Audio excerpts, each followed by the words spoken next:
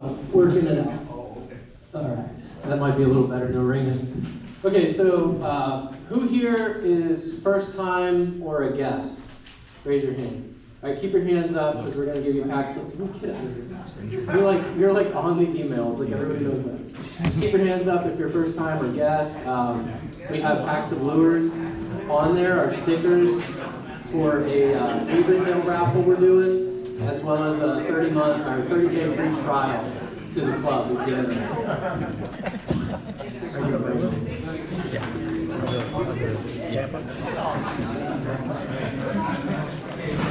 Actually, no, I'm a member of. Would you rather have a... Okay, so my first meeting here. normally we have Captain Goodwine come here for Black Knight Adventures, and he gives his local report because his captain is out there every day. Look at all these. I spoke to him today, he said he was coming. You can be both. And he just texted me and said, hey man, it's my daughter's birthday, don't judge me. I'm on my way to get a cake right now.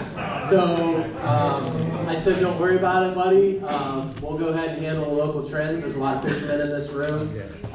So I fished last week with my wife. I went up to Wheaton area. I didn't see much of anything until the incoming tide was pretty high. The bite was maybe good for an hour. He's looking out. We caught 4 reds, 4 snook. Okay. And I posted it in the community. It's nothing crazy. The redfish weren't too big, snook weren't too big, but I was seeing a lot of big redfish recently. This was the biggest that I got. Nothing to write home about. But I was fishing. I fished live bait typically. It started firing up. I had white bait. I was throwing them under the mangrove trees, and this guy chased it out. We caught some smaller snook as well, all on white bait, and then the bite just stopped. So as soon as that tide stopped moving, we stopped catching, and we went and got drinks at a local bar over there. So that's how you do it, guys. You gotta know when to stop sometimes, and especially if you're with your wife, go get some drinks, have a good time, and then get out of there. But who has been fishing this past month that had pretty good success? Really? Any like huge reds, good story you want to tell? This guy? I mean, why not, man? You haven't been welcome. How about the same question with no success? I've been fishing quite a bit the past month. It's honestly been pretty stellar, but they're still in the backwaters. A lot of people are starting to move out because the water is warming up. They're in the canals. We've been beating them up, mostly using, switched over to pilchards now. The shrimp are starting to die off as the water's been warming up a little bit. Big fish are targeted in on big pilchards right now. If you can get nice palm-sized pilchards, we're going and pulling big 30-plus inch red and snook left and right. But it is all in backwater, deep cuts under mangroves, and you gotta be on the tide. Big incoming tides, especially new moon, when they're not feeding at night, has been just stellar fishing. We've gone out, caught 80-plus inch slams regularly during the day, get that big moving tide and just go tear it up with the big pilchards. Both the reds and the snook we've been pulling out of the mangroves, especially if you've got deeper troughs nearby. Deep troughs, moving water, heavy structure, that's kind of been key. Still up in the backwaters.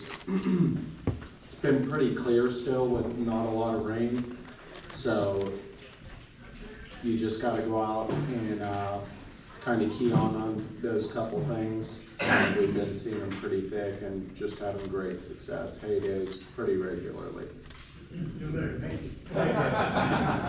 Yeah, I appreciate it. I went out, I wanted to fish incoming high tide, and I was mainly scouting. You guys know Lizard Flat?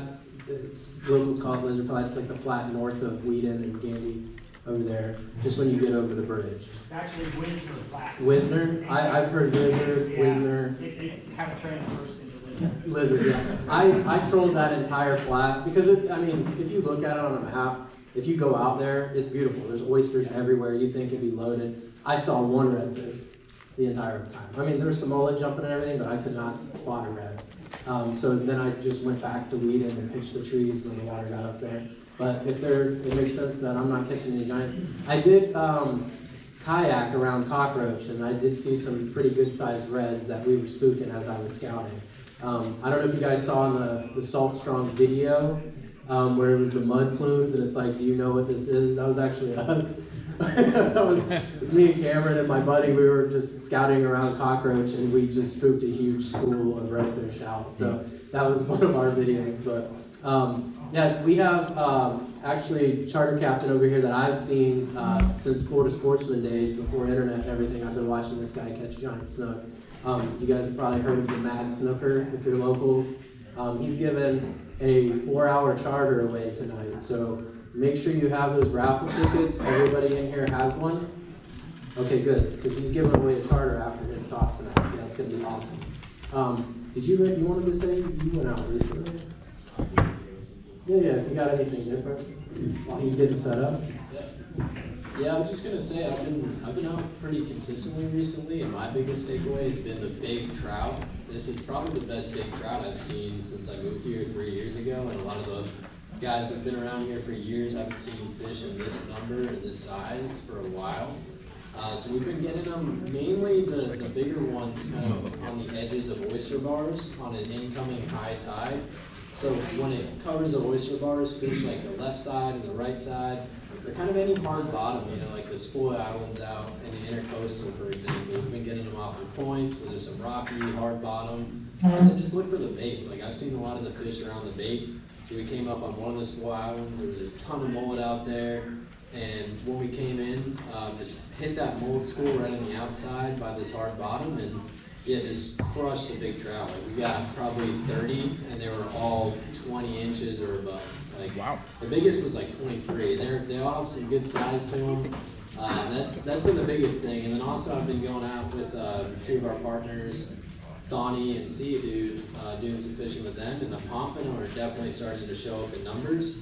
I don't know if they're up north, like the Dunedin area yet. We fished like Hurricane Pass, Honeymoon, a lot of those spots, and they weren't there. But down at Pass-A-Grille, there's a nice jetty there.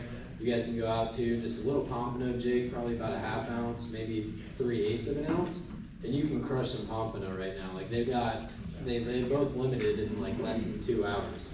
So yeah, that's what's been going on the last week or so from what I've been seeing. So the big trout and pompano, like it's been really good this year for whatever reason. But yeah, that's the biggest thing. What do you use to catch the trout? So we were using, so Sea Dude, he came out with the lure with us. It's called the Wedding Crasher. But honestly, any smaller, because I think the bait's still pretty small that a lot of these trout are chewing on right now. So we were going with like a 3.5 inch just paddle tail. So we were using kind of a good mullet imitation. It's called the Wedding Crasher. That one has been really good for us recently. That's what I got the 23 incher on.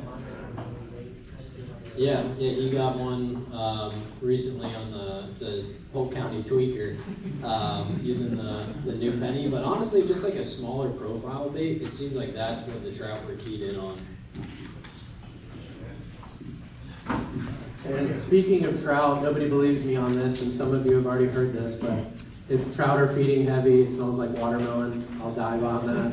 It's 100%. Who believes that? Who have heard of that and actually seen it done? My man, same time. I'm telling you, it's 100% true. If trout are feeding, you can even look this up. They regurgitate the bait. It smells like watermelon. 100%. Joe and Luke make fun of me, but I'm telling you, you can go on the internet, look at it. My wife and I are like, that's trout. We know trout are by, and then we start catching trout. 100%. Look it up. So I'm I'm serious. I'm gonna turn it over. That's funny.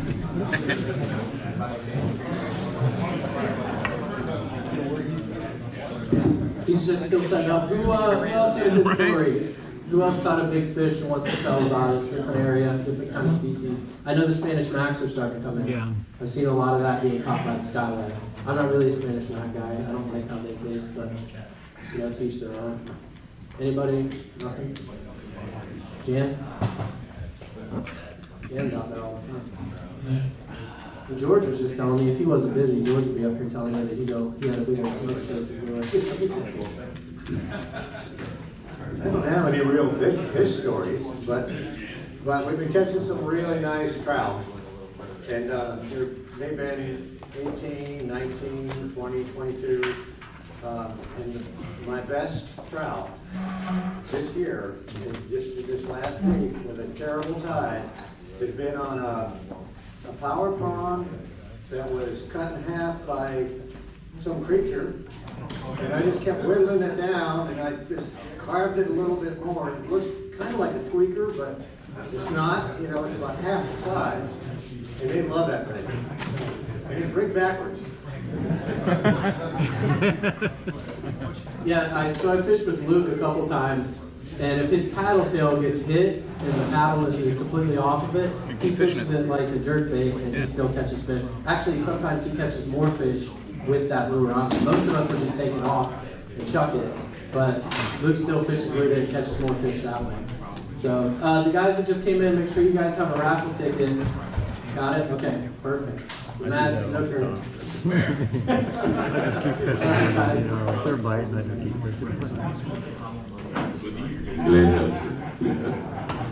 Any of you suffer through counseling? Yeah, that was some weird stuff. Oh, absolutely, yeah. I don't know why they didn't hire me for Twilight. Yeah, good evening, Glenn Hudson. That was a little strange, but anyway. All right, I think we're gonna crank it up here and talk a little snook fishing. They say when you're nervous, what are you supposed to do when you're nervous when you speak to a group of people? Picture them in your underwear? Oh, I thought it was underwear. And I thought about that, and I thought, well, that would be cool. Wait a minute, somebody's not wearing any. No, let's not do that. Let's not do that. What's that? Depends if they're girls or boys. No, okay, well, there we go. Anybody here ever not caught a snook? Yeah, right. Really? I don't. Okay. I thought you've caught plenty of them with that tackle pack you got up here. You. I mean, That's impressive. the Ghostbusters couldn't match this. This is good stuff here. All right, let's talk snook fishing. That's some crazy snook action in the background on a videotape. All right, here we go. Let's, where we start? Lazy, lethargic, stubborn, sons of guns. There's nothing more lazy than a snook. I mean, it is one lazy. What's that? Oh, no, I didn't mean you. There's nothing more lazy than a snook than, for how many times have you seen snook? You couldn't get a beat.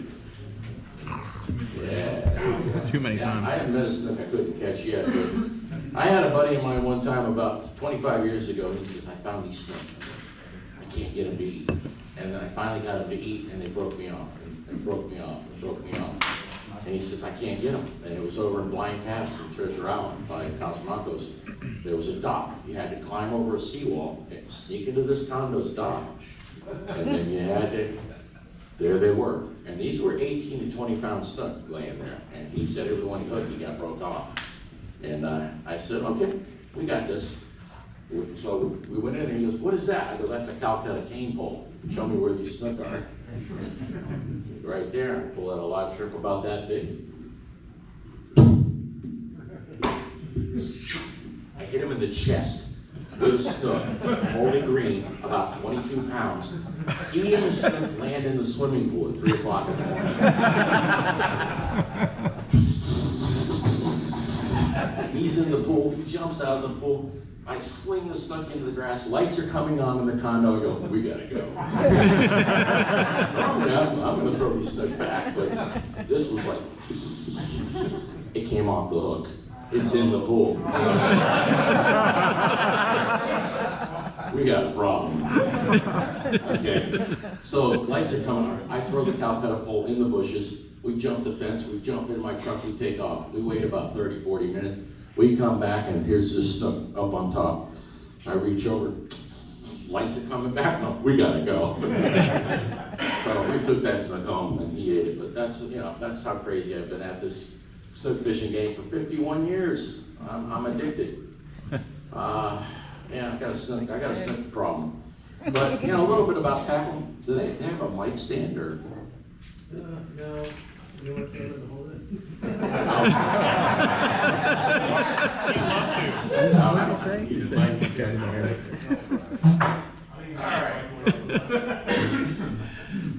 I don't have one of these yet. What is this, Darlene?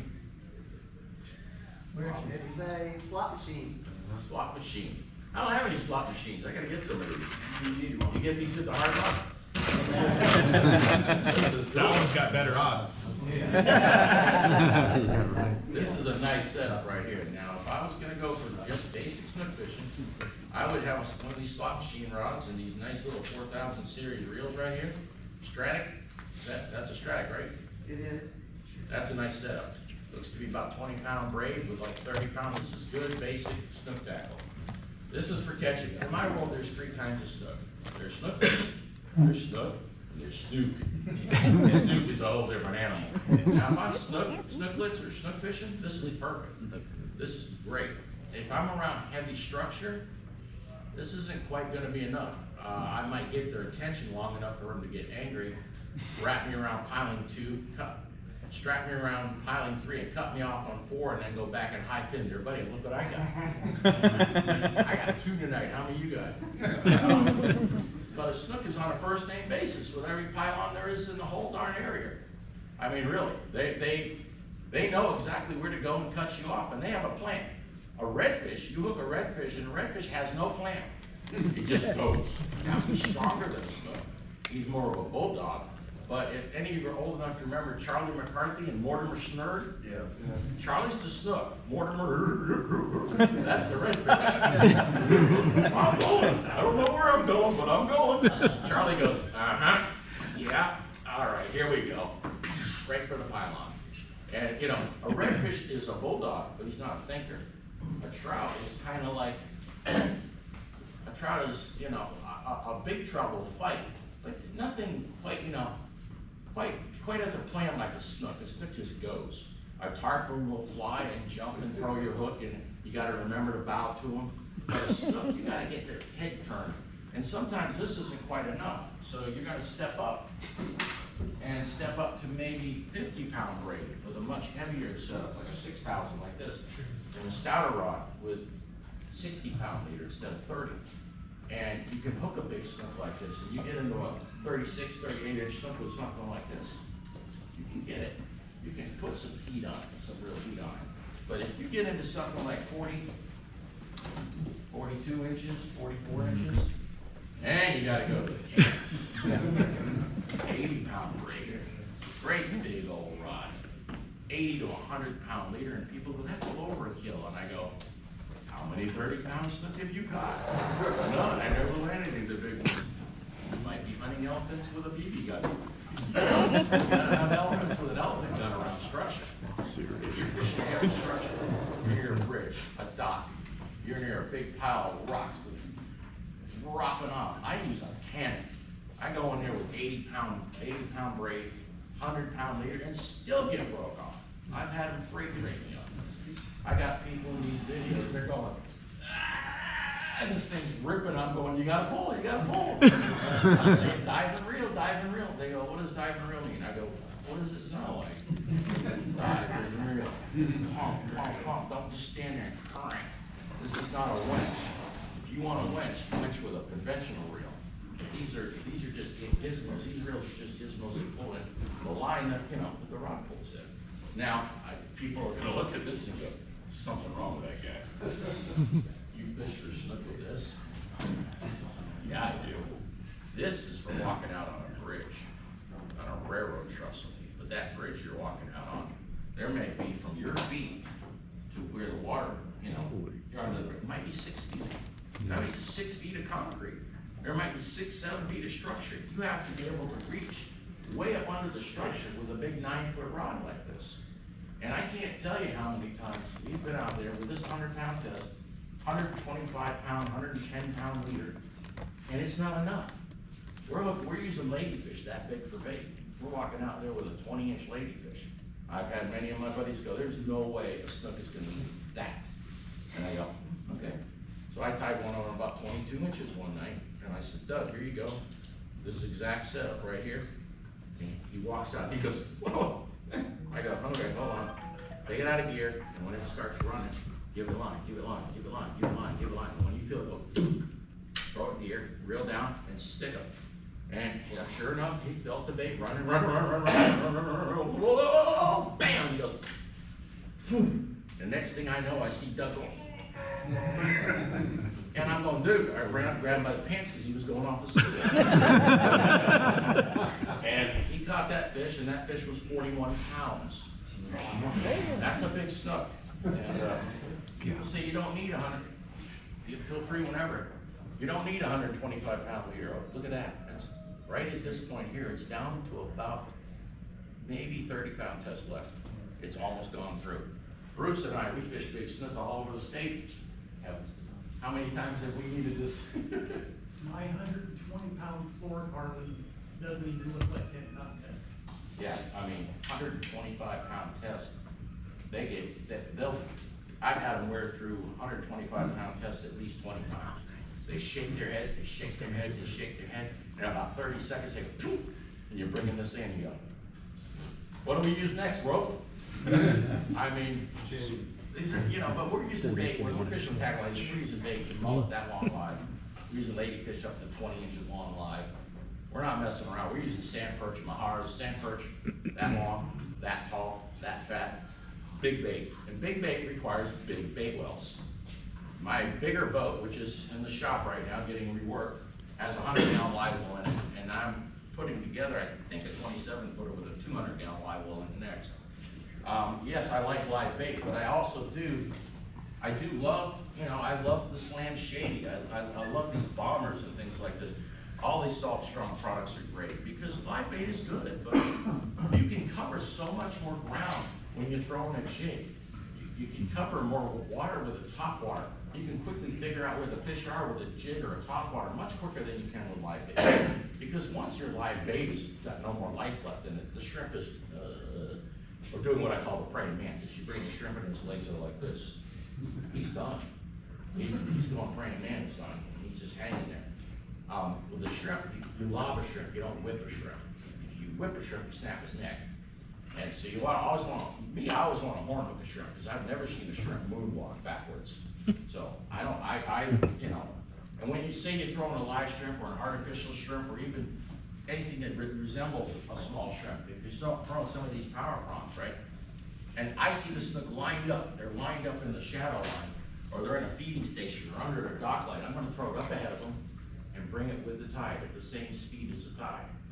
And if you're up current and the snooker is sitting like over here by the wall and the current's going that way and you throw the shrimp down current and you bring it against the tide on a big strong outgoing tide with a full moon or a new moon, the snooker lined up and they're facing into the tide and all of a sudden, hey, how's it going? They're looking up and they go, wow, it's super shrimp. They're not gonna eat it because they know that there's no super shrimp swimming against that tide. That shrimp's gonna be flowing with that tide. So you gotta throw it and bring it with the tide because if you buck a shrimp against the tide, it's gonna go, wow, super shrimp, they don't hit it. They don't hit it. The livelier the bait, when you're using live bait, I want good lively frisky bait. If say I've got a pinfish on the line about the size of my hand, I love them that size.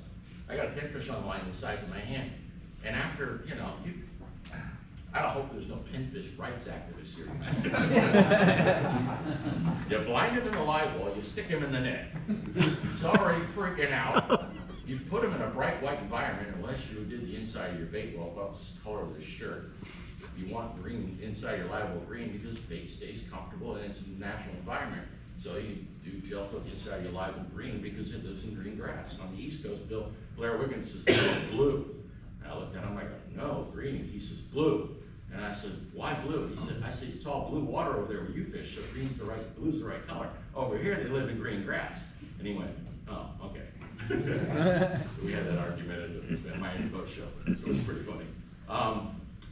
So you grab the pinfish, you take about maybe a 7-0, maybe a 5-0 hook, either in the back, right in front of the dorsal, or up through the nose. If it's really heavy current, you're on a nose hook. Medium current, right in the back. So now you take this, so you got them in the back, and you got them on a pole probably equivalent to this, like 30-pound braid, 60-pound leader, you got a 5/0 hook, you got this thing on, you flip them out there, he hits the water. First thing a pinfish wants to do is get to the bottom and hide. Well, if you threw him in snook dinner zone, and the Burger King drive-thrus for snook, where they line up at a feeding station, and that pinfish runs to the bottom to hide, he gets down there and he goes, uh-oh, and this thing goes, hi there, you know. And what's a pinfish do? He becomes a living rattle trap. You can feel the pinfish. When you feel that pinfish going, he's getting chased. He's not doing exercises, not doing calisthenics, he's getting chased. And what you don't do when he's getting chased, just pull back on that nervous bait. You want to go, let him go, let him go, let him go. So he goes, boom, hit him. If you're using a circle hook, reel. Now, my problem when I guide a lot of times, I tell people, okay, it's a circle hook, just reel. You tell a grown man it's a circle hook, just reel. What's he gonna do? Mention it to Darlene one time, and Darlene's gonna go. I hate to sound negative, but women listen much better than men. I mean, sometimes that's what they tell us. When you want to pay attention to the tide. You want to pay attention to the tide, the moon, the barometer, the solar table. Now, if you, like, that was her husband's birthday trip. He wanted a 40-inch snook. She hooked 5 and landed 2 like that in about 10 minutes.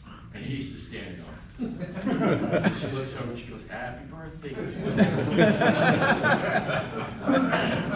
He hooked like 7 and with tackle, these exact rods and reels, he hooked like 7 and he got none of them. He landed 0 and she caught 2 out of her 5 and the rest of them were just, yeah, he's in the background going, and it just, pow, broke off on 80-pound braid. And what are you gonna do? Again, rope. But pay attention to the tide, the moon, the barometer, the solar table. Now, if you wait for everything to be perfect, you probably never go fishing. But if you happen to be out there and there's a front coming, and the wind's blowing 25 miles an hour, and the clouds are rolling over your head, and you got a big outgoing tide on a full moon, you got part of the puzzle. It's like baking a cake, all the ingredients, okay? Some of the best ingredients are there. Now, do you have the right bait, what they're eating? Are you matching the hatch? Are you throwing a power prawn? Are you throwing their shrimp? Are you working a jig? If they're eating shrimp, throw their artificial shrimp or a live shrimp. But make sure you're working it in the proper direction. Do you have it on the proper rig? You don't want to put a live shrimp on 60-pound fluorocarbon leader. It's just too heavy. You don't want to put it on a great big chrome hook. I see guys baiting live shrimp, big ones, but they're using like size 6/0 bright, thick hooks. And I've never seen chrome unicorn shrimp in the live one. There's big chrome horns sticking out of their head. So what I use is a tiny little bronze, like a 92-671 by Mustang, a bronze hook. It matches the color. It doesn't overweigh the bait. And you can't believe how many people get on the boat and go, I can't believe you use those tiny little hooks. And I had one guy one night in St. Petersburg, he yelled at me, he goes, what do you mean that's the bait? What kind of joke are you? And I go, give me a minute, just give me 10 minutes. And I took him around the corner to blind cast with shrimp about that big and the little bitty hooks at 40-pound leader, 20-pound, I think it was 20-pound mono. And the first 7 casts, he had 7 snook over 38 inches. And he looks at me, on the second one, he looks at me, he goes, I want to apologize. And I mean, that used to be a wonderful place. There was a rock that stuck up there. We called it the tombstone. It stuck up, looked like a tombstone. And if you threw a shrimp in front of the tombstone with a little bitty split shot on a high slack tide, bottom of the incoming, first part of the outgoing, and just let it drift to the bottom and just crawl, that place is gone. They dredged it, they ruined it. But oh well, it happens. I only fish at night. I do 99.999% of my charters in the dark. Hence this beautiful tan. But people tell me, you don't look 60. I'm 60. But they say, why do you have a tan? I'm the only guide in Florida that's Casper the Ghost. I don't. You know why I don't guide in the daytime? Because there's so many people doing it. I don't like jet skis and wave runners, and I don't like having to run over my lines. And Ray, it's crowded out there. It is, right? Yeah. it's crowded. It's tough in the daytime. I'm sure, Ray, you got plenty of spots you come up to pull in. Oh, there's my guy from last week. There was nobody out there yesterday, but it was blowing 30. It was blowing with me. Yeah. I actually ran a charter last night. I went out last night, we ran a charter in that wind and it was cold. And we caught like about 40 snook last night. And the night before that, 2 nights before that, we got like 50, 55 snook. And, but all I'm doing is I'm fishing feeding stations, what I call Burger King drive-thrus for snook. You gotta know where they're gonna be and when they're gonna be there and what they're gonna be eating and how to position the boat, how to present the bait. And a lot of catching snook consistently is about stealth. You know, radios, nothing to do with catching snook. Alcohol, nothing to do with catching snook. Slamming the lids, playing a radio, stomping around in the boat, banging your knees, or I don't even understand why I see this quite frequently. People go to cast and they go, why are you hopping? The only thing that's moving, this guy got so, he hyperventilated when he caught that stuff. Literally almost blacked out. Almost black. I said, the only thing that should be moving when you're casting is your arms and shoulders. That's it. And, you know, don't whip the shrimp, log a shrimp. You can whip it artificially. You can whip a nose-hook green. Artificially, throw as hard as you want. Yeah, I used to use a lot of those spool techs, see? That Shoy Shiro, he fished with me 5 nights in a row in May, and another 5 nights in a row the next May, and another 5 nights in a row. He comes from Japan, and he says, oh, David, what is this? I said, this is Starbucks double shot. Coffee? I said, yes, coffee. And he goes, have one? I go, yeah, go ahead, drink it. 10 minutes later, he drank another one. 10 minutes later, he drank another one. And he goes, whoa, whoa, whoa. And then he goes, what is bathroom? There he is. Yeah, he caught like 50 snook over like 40 inches in 5 nights. But, you know, and the big snook, I'm not gonna lie to you, the big snook, since the 2018 red tide, the 2020 red tide, it's gone down. There's not as many of them. We lost a lot of big snook to the red tide. This was before 2018, we were shooting this, and we sat there catching them like that all night long. If you look at the rod, it's probably one of these. I don't know, but we sat there catching them one after another, and then the spool tech sold out, and now you throw a spool tech, you set the hook, and the hook just pulls right out of the lure. Yeah. Thumbs down, I'm good. People ask me all the time, they go, what's this thing? This is a big old, and it goes through the water. Problem is, it's $40. I don't like to hand these to people because I had one guy took one of these and I go, throw it over by that seawall. Not on the roof of the house, past the seawall, over the pool cage, on the roof of the house. I go, what are you fishing for up there, squirrels? Yeah, and so this looks like a big mullet, but that would be a small mullet that we use. That would be a good size one to catch them. But it comes through the water. And then, you know, they knock it. When they hit something like this, like a rattle trap. Rattle traps are good bait. The salt's trying to make anything with rattles in it yet? Yeah, they have to. That- The skinny lipper, doesn't it have rattles? Skinny liver got rattles? Yeah. It's not like a rattle trap? No. No, it's Joe, not like Luke, we need something like a rattle trap. And you know what? It'll pop up like that. Salt Strong's amazing. I mean, what a great crew. Joe and Luke have been a bomb. Hey, quit showing that spool thing. Put it down. Oh, that's a good one. Okay. He's a crazy dude, but that's coming again. But we, you know, when you catch a snook, see what we're doing there?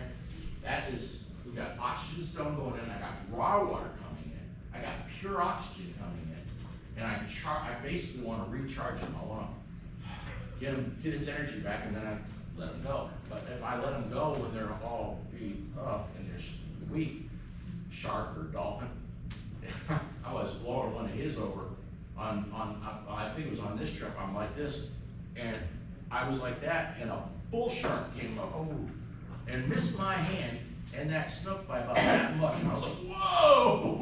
And I was right at that point, I go, I gotta get one of these long-handled lip grippers, and I was holding the water like that, and then I let him go, and boom. But you know, it's good stuff. You wanna pay attention to the tide, the moon. Don't overpower the bait. You know, don't put a live shrimp on 30-pound braid with 60-pound leader. If you're gonna use a live mullet that big, well, again, don't use a BB gun, use an elephant gun.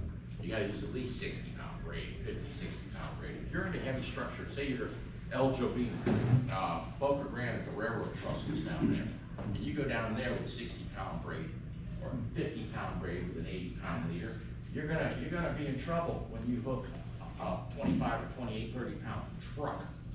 Bruce and I were fishing next to a bridge one evening, and I go, Bruce, lady fish about that big, I go, throw it out there, what happened? I almost got pushed into the water. He was fishing a big, heavy spinning rod with a live ladyfish about this big. He slipped it out there and he drifted toward the bridge and it went. And he set the hook. And he went. 3 times he was almost face first in the water. Got that one in. How long was it? 51. 51 inches. Holy cow. Longer than my biggest snook. My biggest snook ever was 49 and a half. And it weighed right at 45 pounds, 46 pounds before it froze, before it dried up on ice. You mean you kept it? I kept it. It was May 1995. It was in season. And I'm sitting here with a snook and I'm holding it and I'm going. My buddy Twig, who his real name is Twig, he goes, what are you gonna do? You gonna throw it back? I go, yeah, right in the back of the truck. And he goes, why? I go, no one's gonna believe this. We don't have a scale. I don't even have a camera. And he goes, you're right, nobody's gonna believe that. And so it was legal, and it was that, I go, I'll never get another one this big. And I got over the truck, and I'm like, dude. And I laid on a wet towel, and we took off. And we drove to Gandy Bait and Tackle over there with Bill. And I walked in there, and Bill goes, dude, look at this. And we put it on his certified scale, and it was like 46 pounds on a certified scale, and then dried up on ice before Frank Starchers from the Tampa Tribune could get there. And it weighed 44 pounds, 11 ounces. And it's on my wall. And occasionally I walk through the living room where it's sitting on the wall, and it goes, jerk. But I got it mounted. But you know, that's the last big snook I've ever killed on purpose. I've had a few of them get eaten by sharks. Bruce and I go monster fishing a lot. And you had one, was that you? Was that yours that got hit by a shark? Yep. That was Cliff's. Yeah, Cliff. We had about a 26, 27 pound right to the back of the boat, and a shark came up there. Nothing but head. We brought it in head. But it ate in one bite. And I'm like, ooh, I'm not getting in that water. But, you know, there's big snook in Port Tampa. There's big snook in Port Manatee. There's big snook under the Skyway. You know, fishing the flats and fishing the mangroves, that's cool. You know, that's fun. But are you going to get Snookosaurus rex in the mangroves? Occasionally. But, Ray, what happens to usually the Snookosaurus rex in the mangroves? It's like basket weaving, and you just kind of go around and go through everything else. Yeah. Yeah, I had a friend of mine out with me one night. He says, you know, I hooked some big snook in the mangroves. And it was like, you know, it was like, he ran me through like wicker furniture. That's what he said. It was like wicker furniture. He wrapped me up and got me off. That's what's gonna happen a lot of times. But the tide is so crucial. Pay attention to the tides. Look at the moon. Look at the solar table. Look at the barometer. And, you know, yeah, you'll drive yourself nuts waiting for everything to be perfect. But if you're out there and the barometer's moving, falling, rising, high steady barometer, tough. Low steady barometer, tough. No wind, it's slow. You go out. You want the kiss of death? Go outside on a full moon, no wind, no clouds, with a high steady barometer, and it's almost like snooker. I don't want to eat. If you go out on a night when the wind's blowing, it's cranking. You got storms and lightning off in the good distance. I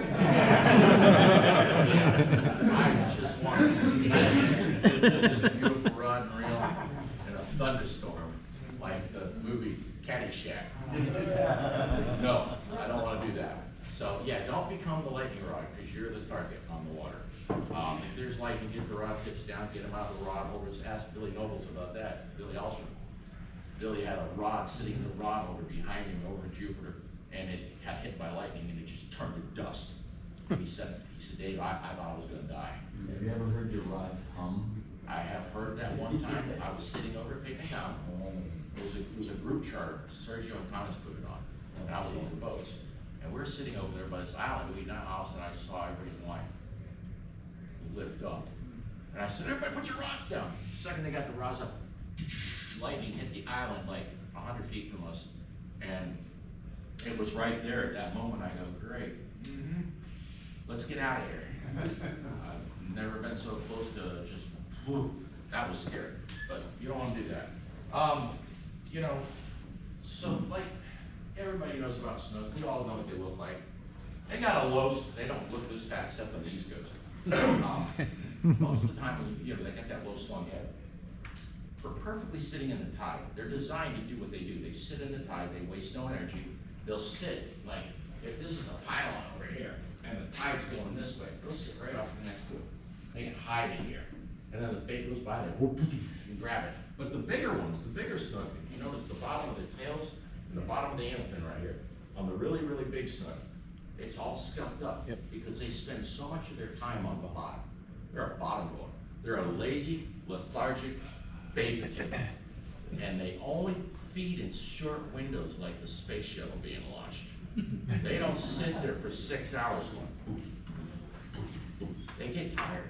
The bigger ones are lazy, and they wait for the perfect moment to feed. And you can literally see them. I've seen them. We've been sitting in inlets that are 30 feet deep in clear water, and all of a sudden they start yawning.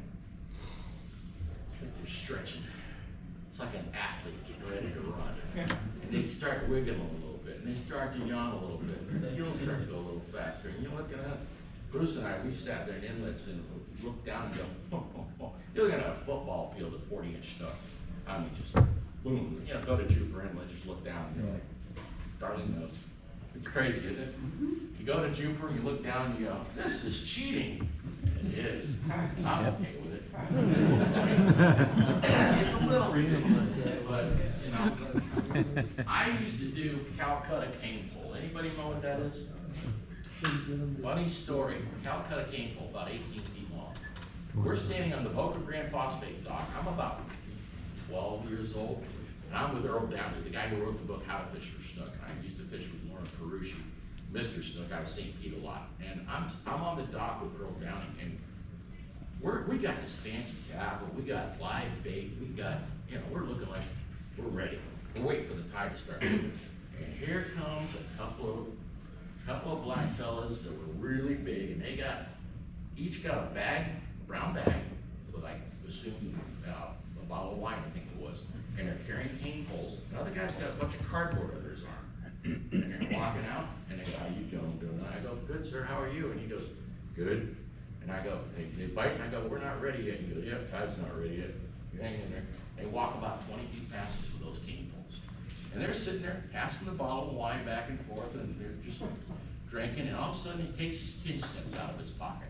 He starts cutting the shape of a fish out of cardboard. And I'm going, look at this. This is goofy.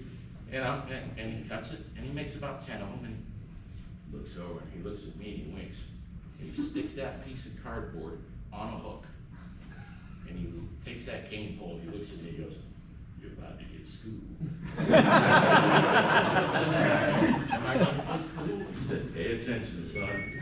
It's about to get real. And he flipped it over to the side, and he laid that cardboard on the water, and that piece of cardboard got wet, and it started to slip. It started going like this, and he goes, you see that swimming?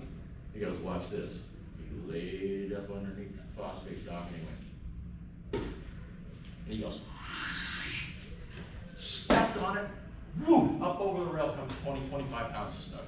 Hits the deck, and his buddy does the same thing, and like 2 minutes later, and they both look at us, and they go, and they go, you boys have a good night.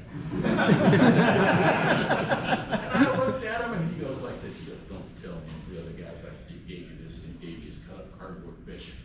And I go, how much for the cane pole? I said, I'll tell you what, I'll go ahead and leave this cane pole here and these cardboard fish, and you hide that cane pole in the bushes over there.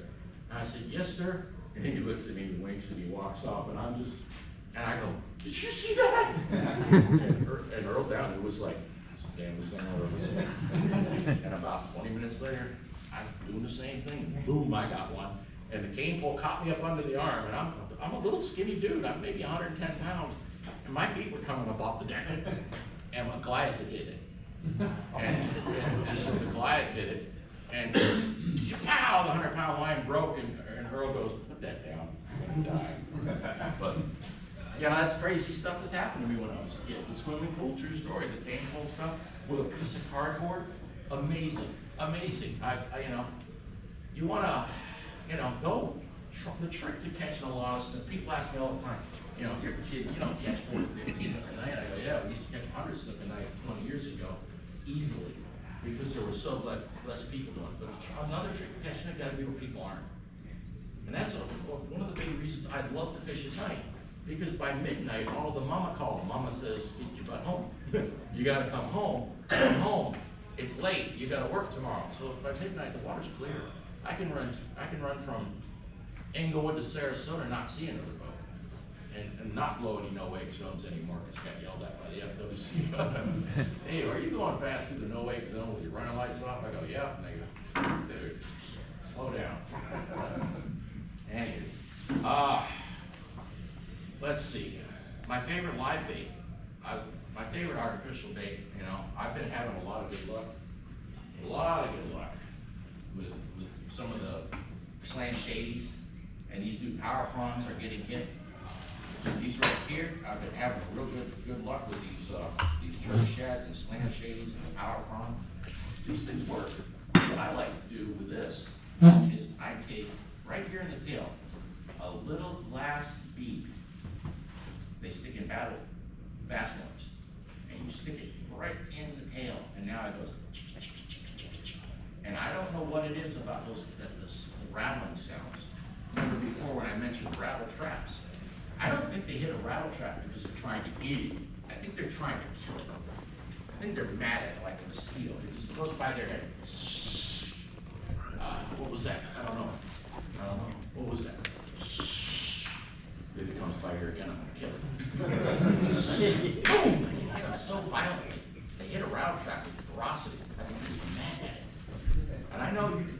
Many times I've gone out on docks and I took a shrimp and I just stick it on his nose. The snook moves over, I stick it on his nose, and the snook, they get so mad at it, they just rattle. It's like, boom! I'm tired of looking at that thing, I gotta kill it. And you can make a snook mad enough to grab something and eat it. But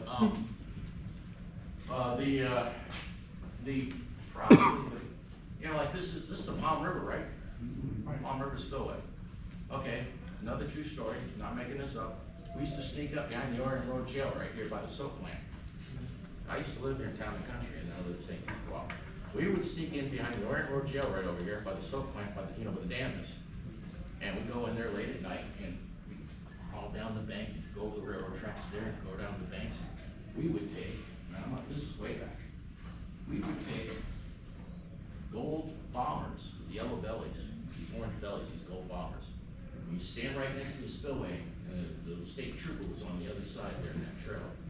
We lived there, throw these things up there and go, bam! And finally we got caught enough times where we were gonna go to jail. We were gonna end up in the Orient Road jail. They caught us there again. So we figured, well, how are we gonna get here? He had a John boat. So we took the John boat up to the barrels. But the barrels, the blue barrels, were too far from the spillway. How are we gonna do this? All right, radio controlled boat. And our bait up to the spillway. That was good until a big snook hit the bait, it wrapped around the boat, flipped it over. And then we came up with a thing where we threw a weighted treble hook over the top of the fence, stuck it tight in the rod holder, and then we had this little clown thing. My sister got for my nephew at a KB toy store. And what it would do, we beefed it up, made it stronger. My buddy was good with electronics like Bruce. And he made it faster, and I stuck rubber bands in its wheels so it would grip and it would balance. And as soon as it bumped into something, we'd turn around and come back, so we stuck a clothespin in it. And it took off up the line, and it got to the fence, it bumped, and before it got to the fence, you go boom, and your bait would fall out of the clothespin underneath him. And it'd ride back, and it was called Kinko the Clown. So, there goes this bait up the line, and it goes boom, and it falls in, and we were catching nice snook, 18, 20, 25 pounders, some of them. And the state trooper comes out and he goes, oh, you gotta be kidding me.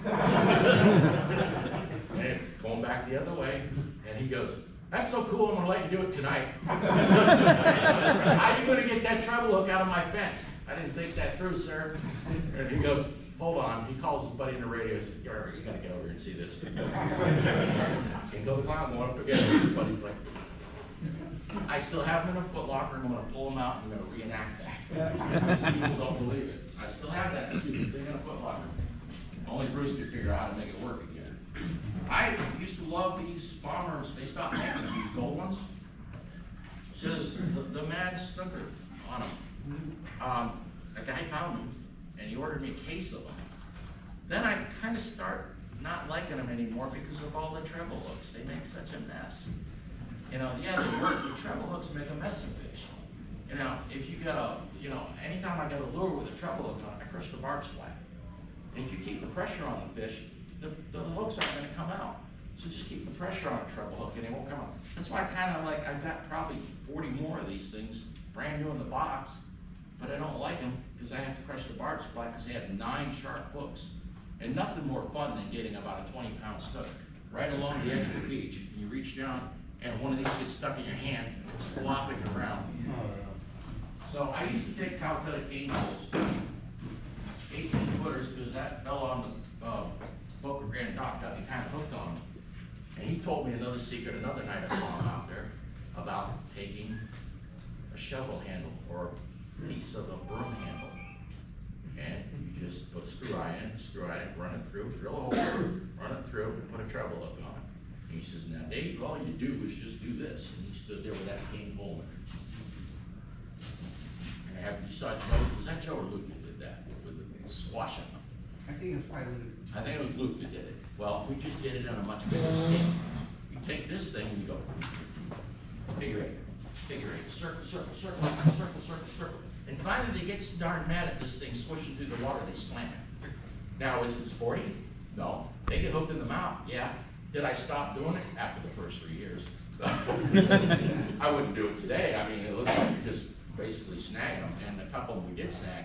But you could take this thing with a Calcutta cane pole on a flat bridge or a pier and go, this is one I made. I have 3 or 4 more of them. One of them's got a silver head, another one's got a red head, and this one right here was the one that caught the most. But that's nothing more than a broom handle with a thing drilled through it. Now, I can't lie, Bruce knows I didn't do the drilling through it. A friend of mine did it. I'm not real mechanical. But he might drill that through and we put it together. And I've caught probably 50 big snook with that thing, and I retired it. It just hangs going, but I thought I'd bring it and show it to you. It's kind of good. Yeah, just make mental notes, written notes, where you were, what the tide was doing, what the moon was doing, what the barometer was doing, what time of year it was. Where you position the boat, how you cast, you know. If you go with a guide, always hide a GPS in your pocket. We love that, don't we, Rick? I had a guys a few nights ago, they came down, they fished with me, and they said, this is awesome. Are you open Sunday night? I said, yeah. He said, we're gonna bring our boat. The small one was 6'7", about 400 pounds. And he says, your boat's not big enough, we're gonna bring our boat. So we came back and he brought his boat.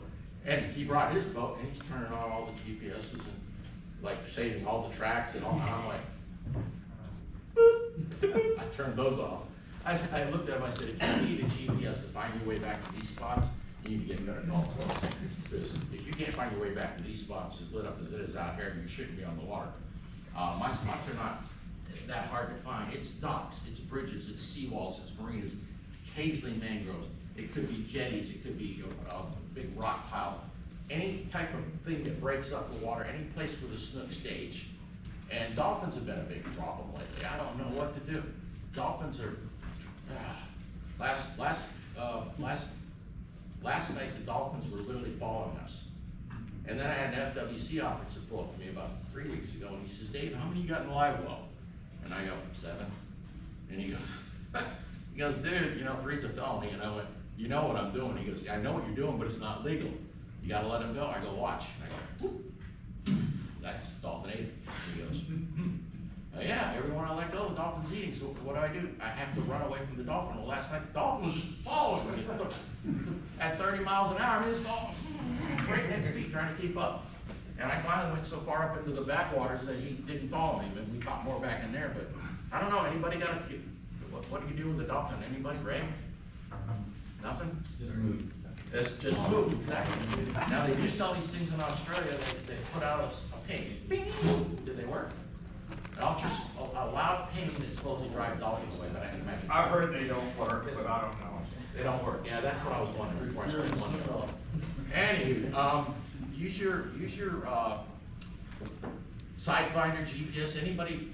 Do you have Sidefinder? I just put one on the boat. Okay, because I'm still trying to figure out how to mark that I'm looking at fish with one of those things yet.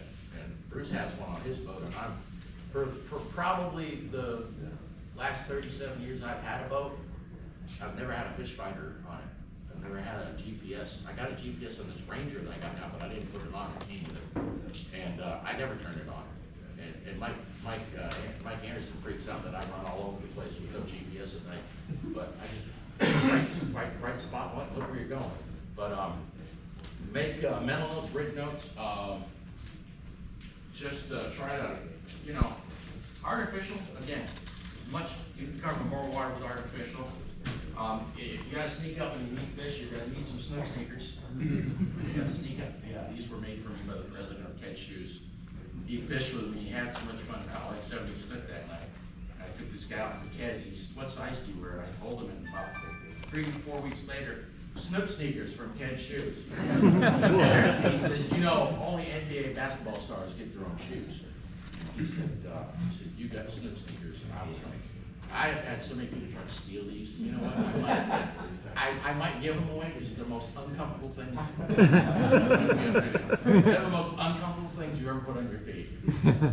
I can't wear them more than 10 minutes, but I got snook sneakers. That's in my name on it. What do you do?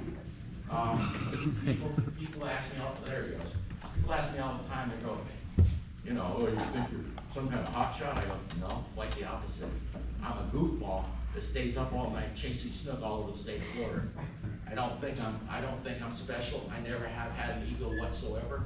In fact, I'm pretty hard on myself. I'm down on myself because I've spent so many nights snook fishing that I've ruined a lot of good relationships. I've messed up my credit. I've lost jobs because of snook fishing. I used to work many eons ago. I worked at the Colonnade on Bayshore. My name tag said Snook. Wes Sargentson from Channel 8 came in and he says, "I hear you catch a lot of snook." And I said, "Yes, sir." And he says, "I'd like to do a news story on that." And I went, "Okay." I took him out with my pickup truck, the Nissan, the Snookmobile, 443,000 miles before it finally died. We jumped in my pickup truck with the cameraman sitting in the back of a little pop seat. And Wes was there, and we got all the tackle and the bait in the back, and we're not going to use a boat. We're going land fishing. This is so many years ago, it's crazy. We ran from St. Pete all the way down to Inglewood and back. We caught 77 snook that night, just from land spots. And he starts timing me with a stopwatch. He said, "Go ahead." He said I was averaging 3 seconds from the time the bait hit the water to the time we were hooked up. We caught 77 snook that night. He ran a story for Channel 8 about it. And he put my phone number up, and my phone didn't stop ringing. And people wanted to go on land charters, and that's when I started running land charters. So I was taking people on guide trips with my pickup truck. And finally, I took these guys from Palm Harbor, and they said, "Dave, could you do this out of a boat?" I said, "Yeah, I go on boats all the time." He said, "Let's take my boat." We took his boat. Like 3 nights later, we caught like 60 snook, changing up the angles with his boat. And he said, "Dave, my buddy, we're going to buy you a boat." And I said, "You're going to buy me a boat?" He said, "Yeah, we're going to go pick you out a boat." And I bought a Roberts Snooker, a 17.5-foot Robert. They bought me a boat. My truck was getting tired at that point. He goes, "We'll buy you a truck too." So they bought me a new little Dodge Ram, basic truck, and they bought me a boat. And that's how I got started. And I had to wait about another year to get up my hours and my time for my captain's license. But everybody's honest on their hours and their time for their captain's license, right? At the end, when you fill out the Coast Guard guy was there telling me, he says, "Dave, just put in some dates." He goes, and there was, and I had enough time on the water with other boats and everything. I was good on the time, but I got my captain's license and I started guiding out of a boat. And that complicated my life. Because then you got to maintain a boat, wash a boat, flush a boat, you got pumps and axles and tires. And, it was easier off the bridges. Can you still catch snook from land from the bridges? Yes. Is it easy as it was 30, 40 years ago? Not at all. Because so many places are trespassing anymore. If you want to catch snook off of bridges, I wouldn't recommend you even start. You got Sarasota County. And even in Sarasota, it's tough anymore because there's so many people fishing. And most of the bridges, they don't allow you to fish off them anymore.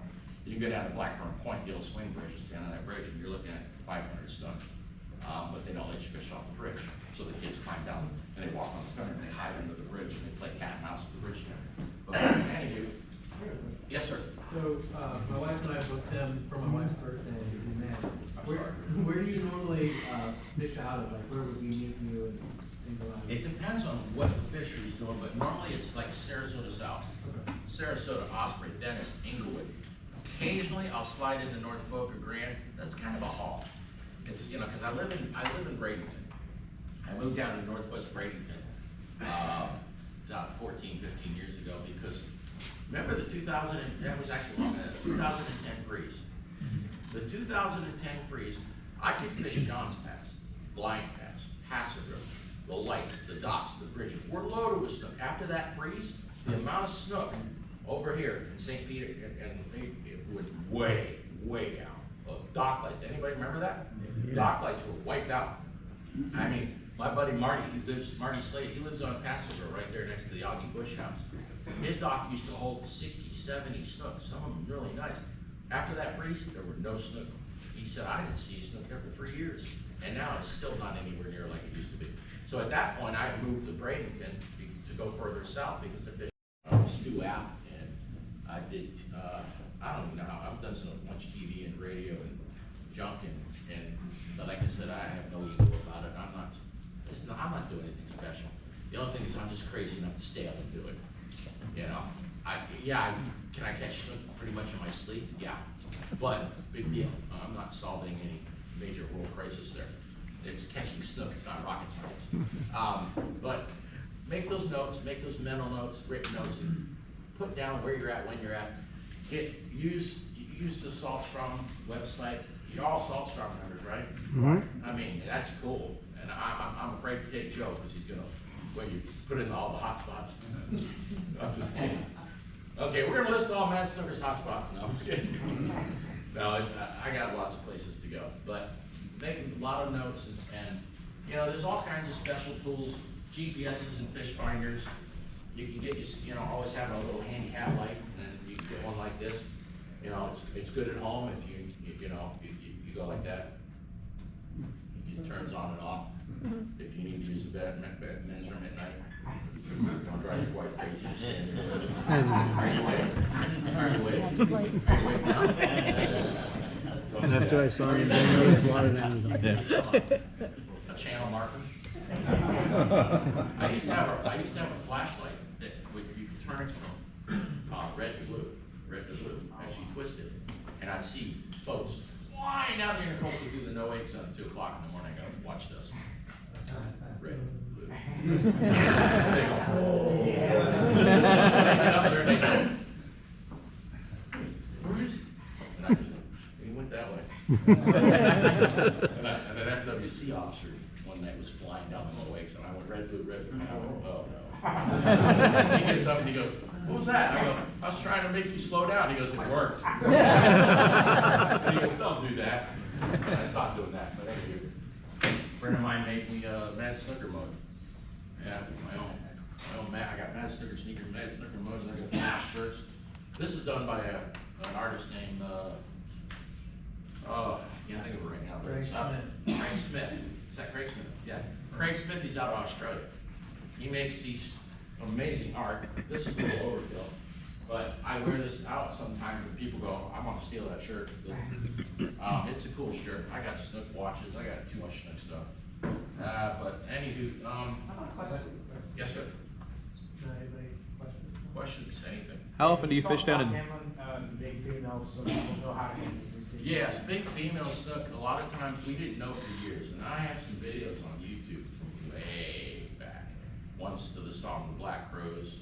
She Talks to Angels. Another one is The Midnight Rider. And you look through those videos, you see a lot of people holding up. I'm talking shocking snook. They're holding like this. Yeah. On Boca grip or lip gripper. We didn't know. Ron Taylor came to me. He says, Dave, that's going to kill him. I said, what? He said, yeah, you hang a bear money by its bottom lip, or a big snook by its bottom lip. You strain and sprain their jaw. When you sprain their jaw, they're suction feeders. And now their jaw's sprained and they can't do anything anymore. And they starve to death because you've blown their jaw muscles. And their spine, you mess up their organs. He said, get the hands wet, go like that, support the belly, pitcher, right back down. You don't want them flopping on the dock. You don't want to drag them in the sand. You don't want to let them flop on the deck. You don't want them banging on a dock or concrete. I see that all the time. Guys get big snook, walk up, drop them in the concrete. And by the time they're done fiddling around with the camera, they get it back in the water and they just float off dead. If you take the slime off the snook and the scales off the snook, he gets an infection. It's like a trout. If you get a trout, nice little speckled trout, don't grab it with a bare dry hand. Wet the hand. That's what I was told by biologists. I'm only going with what biologists told. Wet your hand. Because if you grab them with a dry hand, you leave them with a handprint growing on them. I saw that in a tank at the Florida Sportsman Show. They had the big tank and they had a trout in there with 2 big growing handprints on it. And she said, yeah, that's where one of our guys touched it with a dry hand. And then I said, what happened to that trout? She said, it died. Now, we took 2 big snook. I used to catch snook for the Gulf Ring hatchery. I still do. They took 2 big snook out of the 10 big snook. We caught 10 over 40 inches that night. 2 of them, they purposely went, we gotta test this. And they went, and they hole punched their fin. They carried those with a lip gripper to the broodstock tank. And the other ones they carried with a muskie cradle, a hammock, with a wet one, and they let them go. Those 2 that had been hole punched died within 2 weeks. The other ones were fine. They were all carried with a muskie cradle. So if you really want to measure a fish, get a muskie hammock from muskieshop.com and a tripod. Boom! And you hang the tripod with a hook under it with a scale, put the snook in it, and hang with 2 equal lengths of line. You hang yourself with stainless steel rings. Put it in the ring. Boom! It has a tape measure in it. It'll tell you exactly what it weighs. Less the cradle. And that's how you can get an accurate weight on a snook. But usually a 40-inch snook is going to be 20 pounds. A 40-inch snook on the East Coast is going to be 22 to 24 pounds. They're bigger and fatter over there. Do they have more big snook? Absolutely. Is it easier on the East Coast? It's ridiculously easier on the East Coast. Darlene knows what happens in Jupiter Inland. Yeah. You go to Jupiter Inland but here's the problem with Jupiter Inland now. Take a number. How many boats? I fished when there's 10 boats. Lined up. In a circle about as big as this room, and everybody's throwing in right where he was saying the fish are. And everybody's throwing their live bait right out there. That's the problem. In the same spot, you get a fish, and the lines are like, it's a mess. It's a mess. It's like a zoo. So is it worth going to Jupiter? Probably not. Fort Pierce is a good untapped fisher. Problem with Fort Pierce, you go over there, you get back to the ramp, you might have a truck. You might have a truck, you might not. We would go to Fort Pierce many years ago, and what we would do, we left the truck unlocked, and we leave a $5 bill on the armrest. We call that appeasement money. Please don't smash my window. We would come back, that door, that $5 bill would be gone and nothing was broken. But the guy that had his truck locked, his windows were smashed. My truck, nothing. They take the $5 and go, nothing in here, $5, okay, you're cool. Boom, and they close the door. So we never locked it. Just leave $5 in the armrest. Try that cockroach. Try that and just leave $5 in the armrest. Please don't break up my truck. They'll take the money and close the door. It's weird. I don't know. But anyway. Yeah. Well, I'll pass you. Take one of these if anyone's interested. If not, just pass it around. This is my goofy. Is that okay, Charlie? Yeah. And if While anybody. he's doing that, Jamie, we're doing a snook tournament. Yeah, so we got Snook on the brain. Oh, let's Yeah, we've got there's actually quite a few things we're doing over the next March and April. So our own individual tournament, so for the Tampa chapter, it's basically from March 1st to April 30th, or 31st. Whenever Snook season ends in April. Whoever has the most Snook wins. So we're gonna keep it easy. I don't care how big it is. Get in the tournament, get in the community, post your tournament entry, Tampa chapter, post a picture of your Snook. We'll collect it over the next 30, 45 days. Whoever has the many Snooks wins the Tampa tournament, our own individual. Now, the fun part begins because now we are starting to collaborate with, we have the pleasure of having Dennis and Chris here from Nature Coast, and James and Michaela from Sports Coast, but we're going to do kind of a cross chapter collaboration where we've got 2 different individual tournaments going. So we're going to have the top 5 members from each individual, or the top 5 members with the biggest Snook. We're going to have the 2 biggest Snook combined length will be the official Tampa or the chapter winner at the end of Snook season. So keep that in mind. So again, make sure if you get your Snook, get in the community, post your picture, post the length, and actually tag Tampa chapter or your corresponding chapters. Tampa, not Tampa. And then the tournament entries. Well, Chris is already on the board, y'all, so we gotta make some progress. And I think there's a trophy involved. There is a trophy involved, kind of like a Stanley Cup style, where they're gonna be passing it around chapters. So every time we do something big in collaboration, we're gonna have the trophy that moves around. So we're just trying to look for more participation with all the chapters, get everybody involved. I see we have a question back here. Can I go to South Sarasota and catch a big fat snook with the Mad Snooker? Yes, you can. What chapter are you in? Yeah. Okay, yeah. You're good. Okay. And the board members for all the chapters have the same thing. It's going to be the top 5 for the biggest snook for the board members. So we're going to have our own little fun to crown the overall chapter of the season. So again, any questions, ping me in the community or reach out to one of us. But also, the winner of our Battle of the Baits we've had going since January. It was 2 months. We posted up a tournament. Anybody? Oh yeah. Sorry. So we had for 2 months. We had the Battle of the Baits. You choose your one lure, and whoever caught the mini species on that one lure was the winner. We had a good bit of participation over the last couple of months. I appreciate that, but we actually have a St. Pete champion in the house who is currently reigning in the St. Pete tournament. Joey R over there started off strong, and he ended with 13 species on that pompano rig. But our champion for Battle of the Baits on the mulligan, by the way, so the mulligan has taken home the champion. Joe, there he is. Joe, congratulations, my friend. You have won Battle of the Baits.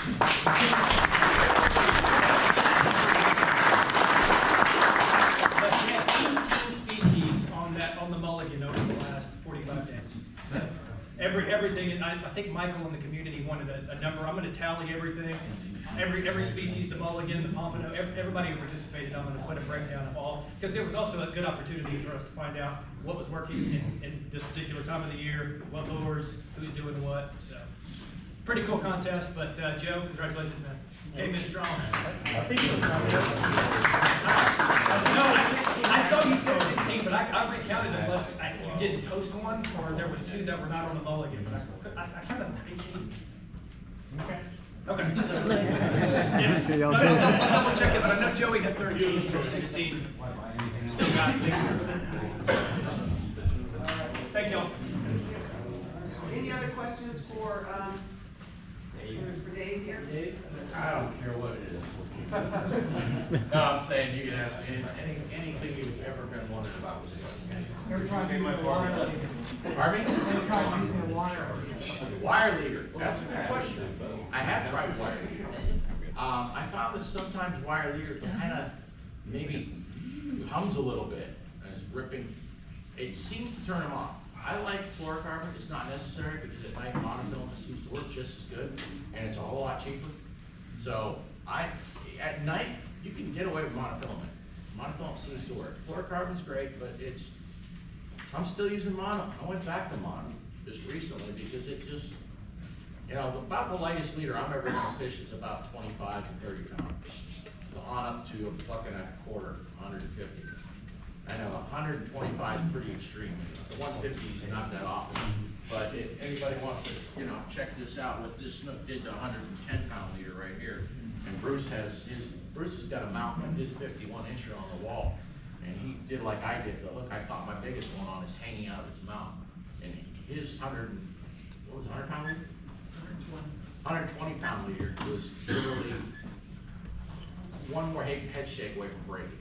So yeah, they can really, you can check this out.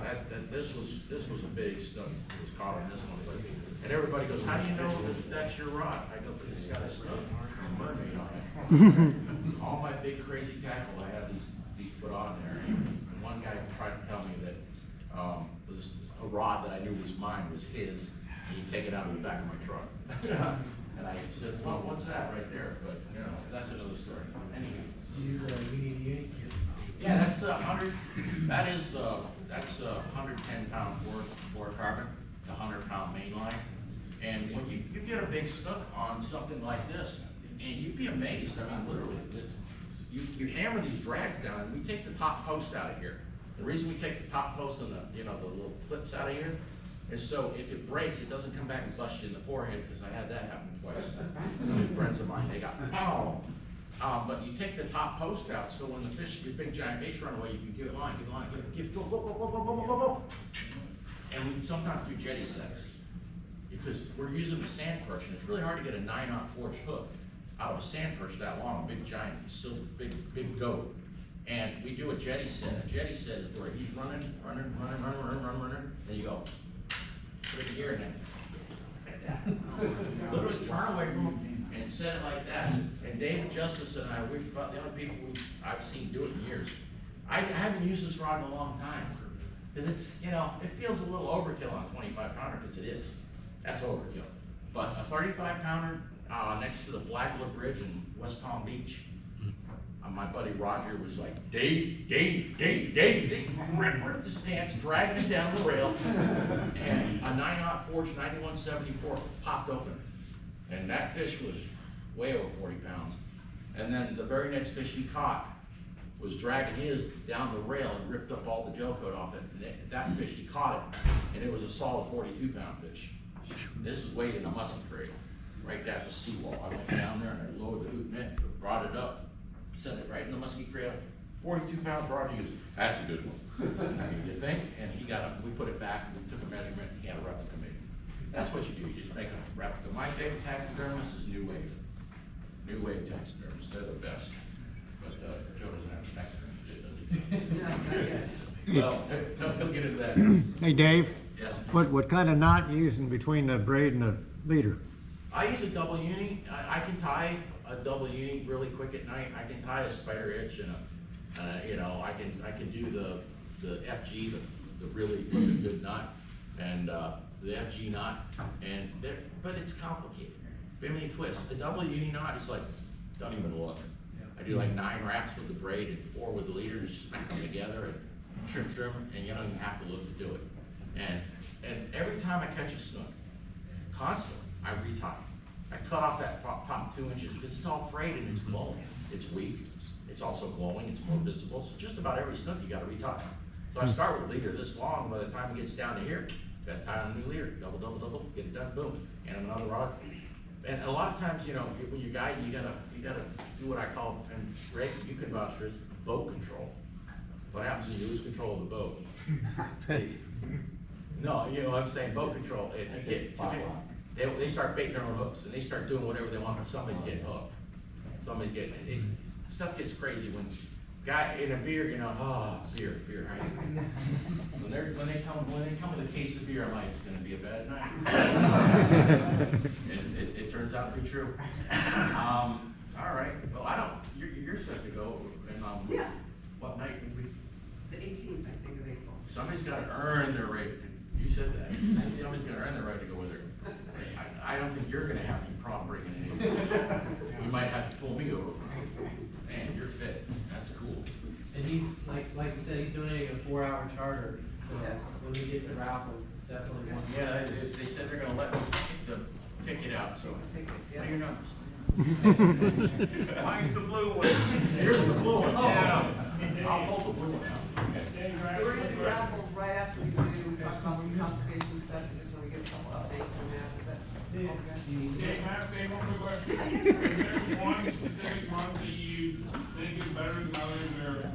Number one, if you wanted to go big snook fishing, the absolute best month is probably June and July. But on the East Coast, it's more like July through September, October. Over here, it's like April through June. All of a sudden, you'll notice, you guys around here, you notice in late June, July, those afternoon thunderstorms, like just about every day, and then march across. Well, you gotta wait till those things blow over. It might be dark before it blows over, and they're bouncing down the beach. But still, if you can hear it, it's too close. That's what I've been told. If you can read Timmer, the tornado chaser, the guy named Reed Timmer, he was on that show called Storm Chasers. I've spoken with him in person, and he said, Dave, you can hear that thunder. It's too close. He said, wait until you see it, mean, you're not hearing it really clearly, then you're all right. But yeah, let's give away some stuff. So you all, we've been talking about the claims for clean water for months. We finally submitted our RFP last Wednesday. It went in. And I'm gonna pass around, this is the actual proposal that we gave to Tampa Bay Estuary Program. And a couple things I just wanted you all know about what we're doing with that. But one of the things I wanted to point out at the last minute, well, the day we were trying to get everything in on Wednesday, I had gone to DOT to ask for their commitment letter because they were matching the $250,000 in funds that Tampa Bay Estuary has. They require a match. DOT said, yeah, $250,000, no problem. So I had written a letter from the Director of Transportation Development to sign, and he goes, no, I can't sign that. It's got way too much detail. It needs to come from the District Secretary, District 7 Secretary, David Glenn, and you're not gonna get it. It takes at least 2 weeks because of DOT's big, it's got a lot of bureaucracy. Politically, you know, we've gotta be careful how we talk about this, and I said, okay. So I'm back there and I'm trying to think of what am I gonna put in there for their commitment letter. At 2 o'clock on Wednesday, things due at 5, he calls me and he says, I think David's gonna sign your letter. He's driving back from DeLand and we can get you the letter by 4. Okay. So I'm sitting there on my computer and I've got the application for Tampa Estuary up like right here, and I've got my email right here, and I've got my phone ready. Okay, you're gonna give this to me. So, because this was a lot of work, a lot of people really took a lot of time to put this whole thing together, and now we're waiting. And I got that letter at 4:35. I got a PDF of it, and so that's the second thing in here if y'all want to read it. But it's really huge because what he states is he said, please accept this letter as acknowledgement that the Clams for Clean Water initiative is consistent with the 2045 plan. The reason that's huge is he specifically says this initiative that we came up with is included, that it's not in their work program. So this is something completely different, out of the blue, it's consistent, you know, with their 2045 transportation plan because of all the good things that it's gonna do for the bay. So what this gives us kind of permission to do is now I can go out through any county that's included in District 7 and go look for more projects to do. So it's huge. And then next Friday, I think it is the 29th of March, I have lunch with a good friend of mine that's in District 7. He's the district operations engineer. And I'm gonna tell him, I want the same letter from the District 1 secretary. So at that point, then we'll be able to do projects that extend from Citrus County all around the west coast down to Colorado. And so it's huge. It's really, really huge. And I'm so excited that DOT is a partner with us to do this. And they're funding.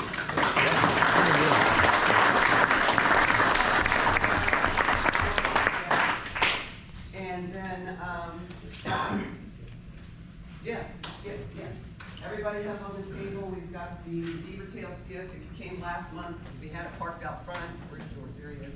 He went and got it. It was that day, you know, the day before it got finished up and we got the thing registered and ready. But if you can, the skiff raffle is what's, the money that we generate from that is gonna go towards all of the different chapters and their particular conservation, community, education projects that they wanna do.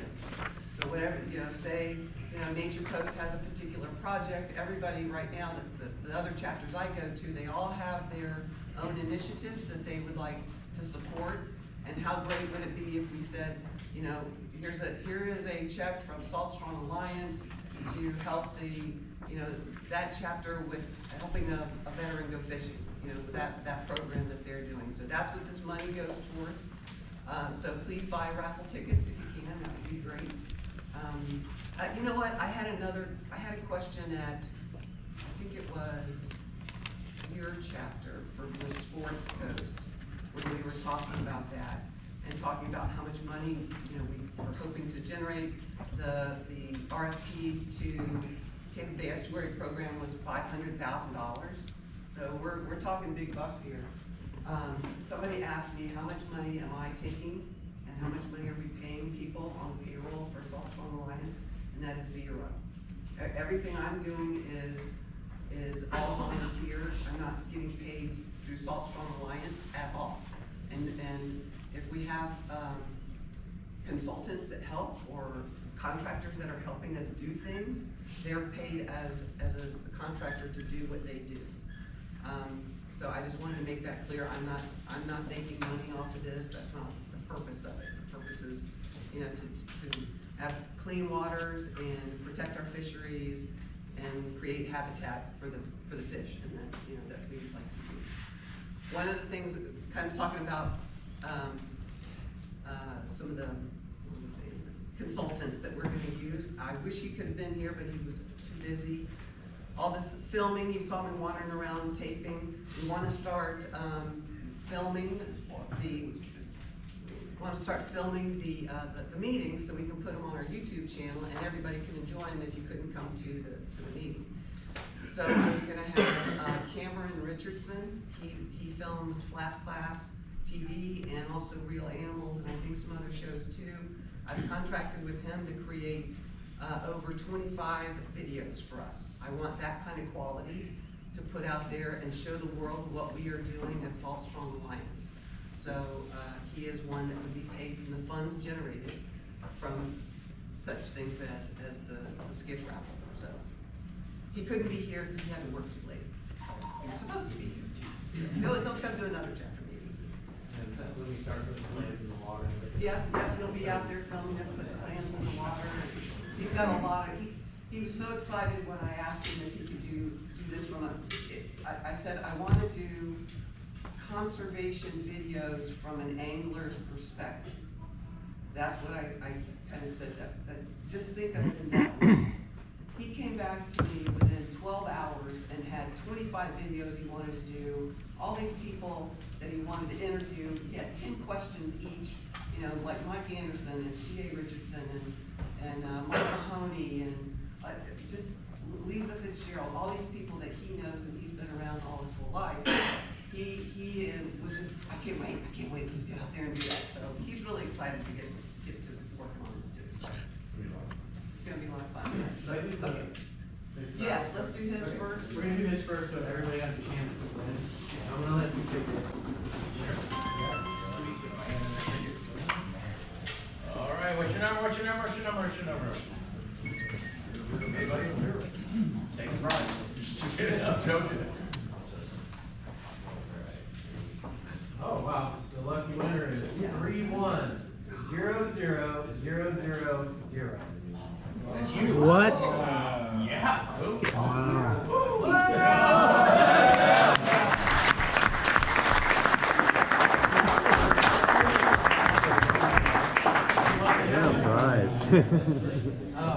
For a young kid, that's good. That's great. That's great. Yeah. That's great. Yeah, so tonight we're gonna do a little different. If we pull your ticket up, you can come out and you can pick out anything that's on the table. Not my bag. So first item. Man, that's heavy. That's a lot in there. All right. First number 310043. That was close. Come on up, pick it out.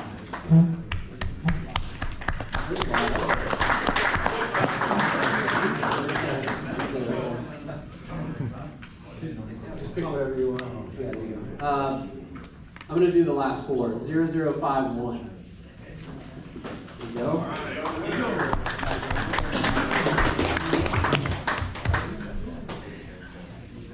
0006. That's me.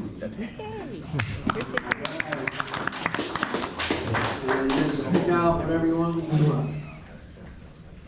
Looks like Joe signed that visor right there. Signed by Joe. 0014.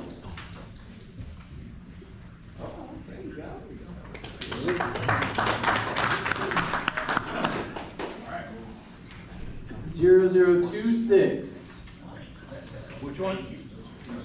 2-6. 26. All right. 0017.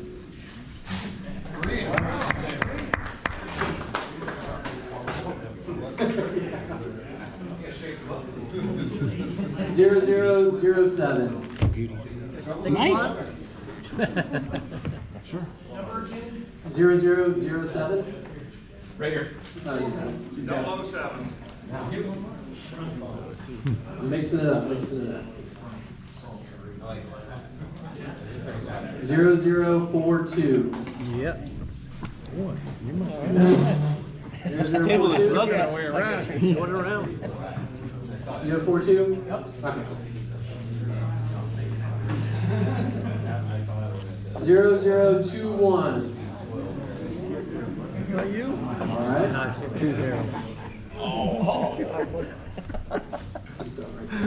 The Joe Simon Slicer is gone. 0048. I got my stuff right here. 48. There you go. Stuff for the kids. Yep. See all the tails and stuff. 0037. 37. They do give a lot of stuff.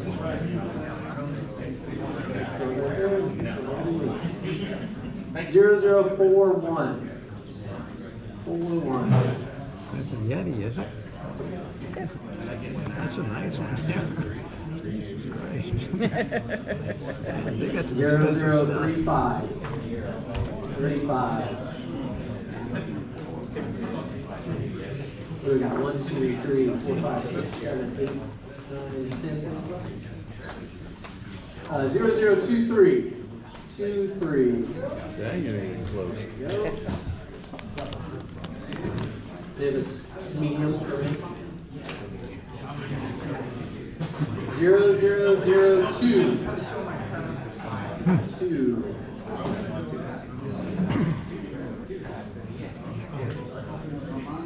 This one's completely different.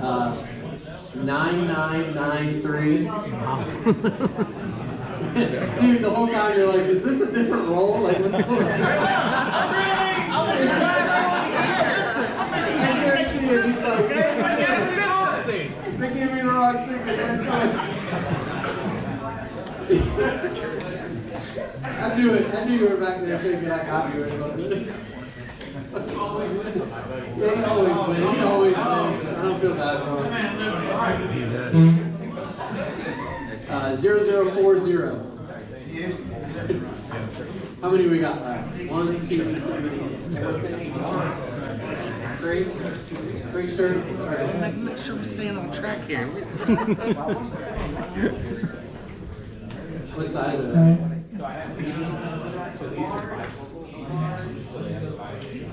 0025. We have 2 more shirts that are larges left. 25. You look like a large. Oh my God. Someone's not going down in there, are they? And then Oh. last one. 9999. Yeah.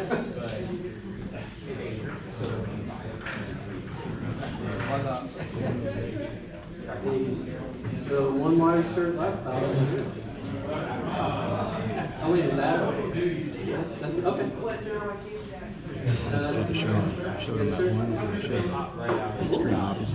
all right. Well, that's the meeting, guys. We appreciate you coming and all the guests.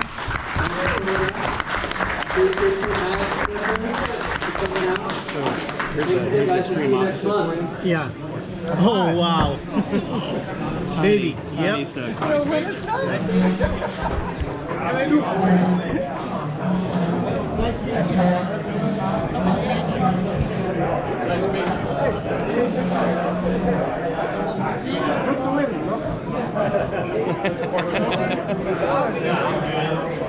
Those are good meat.